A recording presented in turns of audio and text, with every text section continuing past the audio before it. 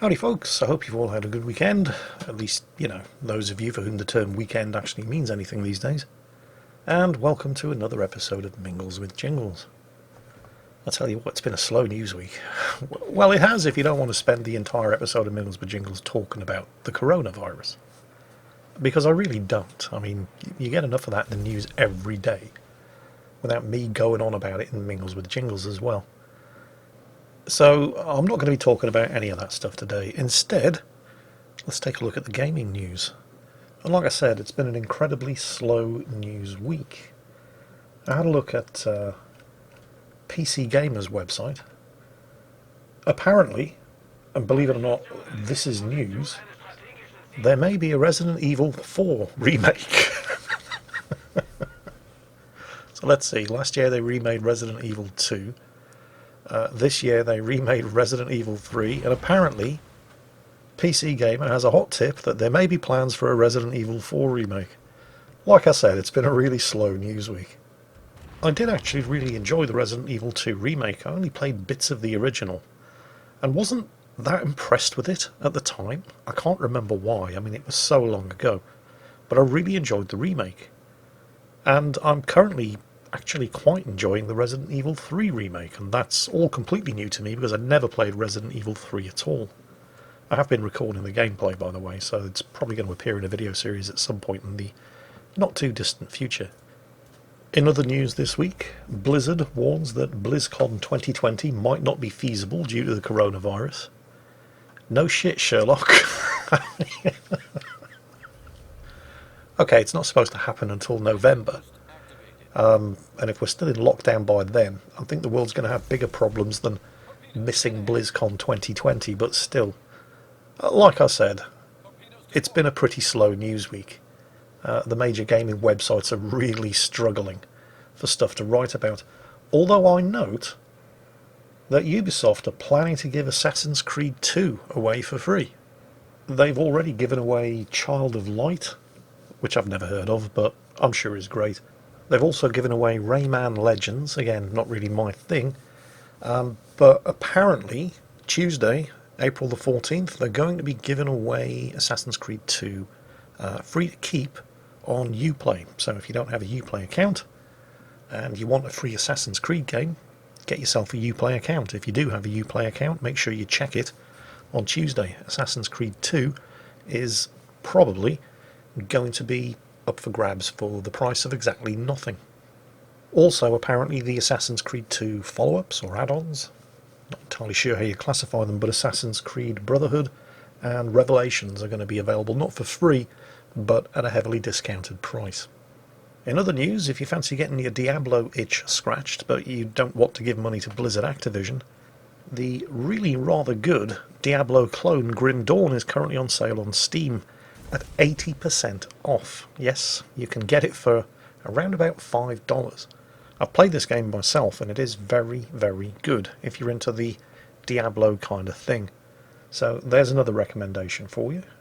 Next, the Wastelanders update for Fallout 76. Does everyone remember that? No, of course you don't, because it slipped. It was supposed to come out in the last couple of months of 2019. And of course it slipped. And then it was supposed to come out on the 7th of April. And of course, slightly more understandably, it slipped. So what's the Wastelanders update, Jingles? Well, you know how Oblivion and Skyrim and Fallout 4 were kind of... Well, there's no real polite way to put this. I don't think anybody would object too strongly or really be in a position to deny it if I said that Bethesda games were famously riddled with bugs. But we all kind of played them and loved them anyway, because when you're pushing out games on the massively ambitious scale that Bethesda does, there's just no way that every single bug is going to be caught. Although it does get kind of annoying when the same bugs that were present in Fallout 3, after years of patching, are still there, and in fact resurface in Fallout 4, and after years of patching are still there, and then resurface in Fallout 76, and then get patched out, and then there's a new patch which reintroduces the old bugs, but you get the idea. But we put up with all of this from Bethesda. We did in the past, because despite the bugs, the games were amazing. The world building was incredible. The stories were amazing. The characters were just fantastic. Despite the bugs, we loved the games anyway because everything else was great. And then, of course, old news by now, Bethesda released Fallout 76, where they had the genius idea of taking out the world building and the plot and the characters. You know, all of the things that we actually tolerated Bethesda's bug-ridden software for, and so the only thing that was left were the bugs. And since release, they've even managed to consistently fuck that up as well. So imagine how excited I was when I heard that they were planning a Wastelanders update that was going to actually introduce all of the things that people play Bethesda games for in the first place. Story, characters, world building. Well, not that excited, because of course at that point I'd just become so used to everything associated with Fallout 76 getting fucked up beyond all recognition. But the Wastelanders update is finally here. Unless it slips again. Which isn't impossible at this stage, but it's due tomorrow, Tuesday, 14th of April. I might actually give it a go, because I do actually have Fallout 76. I didn't pre-order it, but Rita did. She thought, it's a Fallout game, how bad can it be? Although, to be fair, up until the release of Fallout 76, Bethesda had set the bar pretty consistently high. But she started playing it on the day of release. In fact, I think she was streaming it on the day of release. And because there aren't that many games out there that you can play in co-op that both Rita and I like. So there are not that many games that we can play together. So I thought, okay, what the hell? She's streaming it, she appears to be enjoying it. And I went and got Fallout 76, either on the day of release or the day after. And I think I played it for about a day. And then I'd installed it and I haven't touched it since. It really was that bad. Everything that you've heard or read about just how mind-bogglingly bad Fallout 76 was, it's all true. None of it is exaggerated. But the Wastelander update aims to fix all of that.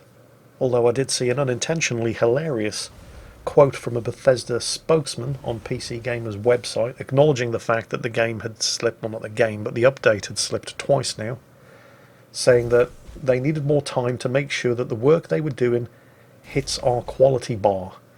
God, I fucking hope not. I hope it exceeds your quality bar by a considerable margin. But hey, I guess we're going to find out whether or not they've succeeded in just less than a day.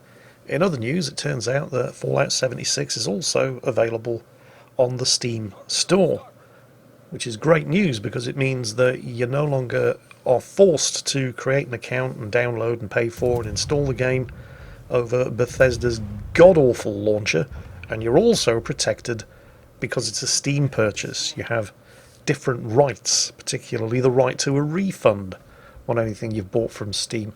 But I do recommend that you, at the very least, if you don't already own Fallout 76 and you're getting the Wastelanders update for free, in which case, go ahead and play it. You've got nothing to lose. I mean, at this point, Fallout 76 couldn't possibly get any worse. It's just a question of how much better it's going to get. But if you don't already own Fallout 76 and you're tempted to have a look since the game's becoming available on Steam, I highly recommend you don't pre-order it and you wait and you see what the reviews are like, or watch some YouTube videos, or watch some live streams of people playing it, and get yourself informed and make a buying decision in the full knowledge of exactly what it is you're going to be letting yourself into. It might be great, but, well, given Bethesda's track record of fucking up everything that they've touched for the last year and a half, it could be terrible. Yay! Bethesda are finally putting characters, world building and story into Fallout 76. Yeah, but it's probably going to be bugged characters, bugged world building, and bugged story. So, take my advice, wait and see. Something else that I thought was quite interesting when I was looking around various different gaming news websites just to see, what's been going on and find something to talk about. I headed over to GameSpot. In their last 37, and I use the term loosely, news articles, 17 have been about Animal Crossing. What the fuck is Animal Crossing? I thought, wow, this is what you get when you live under a rock for 4 weeks. But if a major site like GameSpot is devoting more than 50% of its headlines to one game in particular, this must be something pretty special. So I investigated. It's a Nintendo Switch game. Not that there's anything wrong with the Nintendo Switch. It's certainly got a better organised store than Steam, for example. Apparently this game, give it its full title, Animal Crossing New Horizons, sold 3 times as many units as its number 2 competitor, Doom Eternal. Yeah, that's some serious numbers. And its aggregate review score on Metacritic is 91 out of 100. I was looking at its review scores, and the worst review that it's had on a major gaming site was from a French gaming site that only gave it 17 out of 20. Out of 20. Everybody else is marking it out of 100, or out of 5, or out of 10. But the French are marking it out of 20, and giving it the worst score. Which is still a bloody good score, but oh France. You're such hipsters. So apparently it's a really good game. Although it's probably something that I'm never going to get to play because it's on the Nintendo Switch. Or maybe I should get a Nintendo Switch.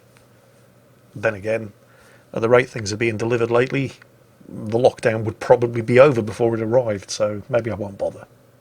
The amount of coverage that GameSpot is giving to this title is kind of suspect because, like I said, they're giving more than 50% of their latest headlines to coverage of this one game. In case you're wondering what you do in the game, as far as I'm able to work out, it's all very cutesy. You have an island, you gather resources, dig stuff up, make things, build stuff. And apparently people have been using that to create politically sensitive things, like Free Hong Kong, for example, which of course resulted in the game immediately being banned in China.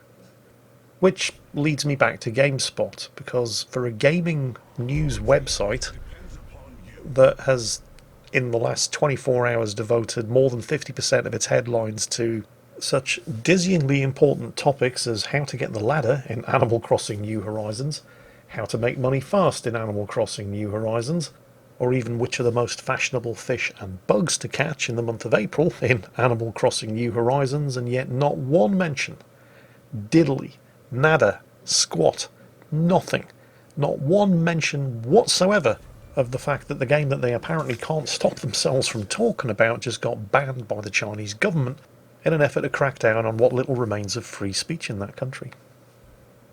Funny that. Now, before I go any further down this rabbit hole, full disclosure, I'm going to put all of my cards on the table here. I am not a journalist. I don't pretend to be a journalist.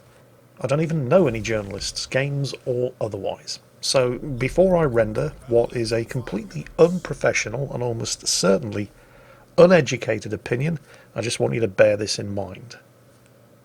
However, having said that, I can't help but think that for a website that purports itself to be a major source of gaming news and reviews, the fact that one of the games that they're talking more about than any other has been banned in China as a means of clamping down on free speech probably rates higher on the news scale than the apparent fact that tarantula farming in Animal Crossing is a little bit harder now. But like I said, I'm not a journalist, so what would I know? In other news, The Last of Us 2 has been delayed indefinitely thanks to the current global pandemic. If you've already pre-ordered it on PlayStation 4, you should already have received a refund. If you haven't, find out why not. As a proud card-carrying member of the PC Gamer Master Race, I always looked on with barely concealed envy at YouTube videos of people playing The Last of Us on PS4. And then, of course, I swallowed my pride, bought a PlayStation, and one of the first games that I got was The Last of Us. and it really is as good as it looks on YouTube. It's an amazingly good game. And I got the remastered version, obviously, because PS4 Pro, but I digress. So I was really looking forward to The Last of Us 2, which was due out in May, I believe. I didn't go as far as pre-ordering it, but I got really excited when it popped up on the PlayStation Store. And of course, now it's been cancelled indefinitely. And, well, frankly, at this point, I'd be surprised if it gets released in 2020 at all. So that's a bit of a major bummer. But it is what it is. What are you going to do? And that's about it. Like I said, if you're not talking about COVID-19, it's been a really slow news week. What I'd planned to do today was completely change the way that I do Mingles with Jingles. This was actually Rita's suggestion. It's something that she's talked about before, and I've always, okay, no, and then change the subject. But it does actually seem like a pretty good idea, particularly since there's so little to talk about that isn't COVID-19. Rita suggested that we do Mingles with Jingles more like a podcast, where I take the camera, set it up on the tripod, stick it on the floor in front of us, and then the two of us just sit there and talk about stuff. I thought it was such a good idea, I said, yeah, we should do it today. And then, of course, I made the mistake of feeding Rita. We had beef brisket, pork sausages, roast potatoes, cheesy mashed potatoes, peas, and a nice thick beef gravy. And Rita's just lapsed into a food coma, and she's incapable of answering any questions. So I've probably got nobody but myself to blame for that one. But we're thinking of starting this new format next week. And who knows, it might catch on. I figured I'd prepare a list of topics that we could talk about.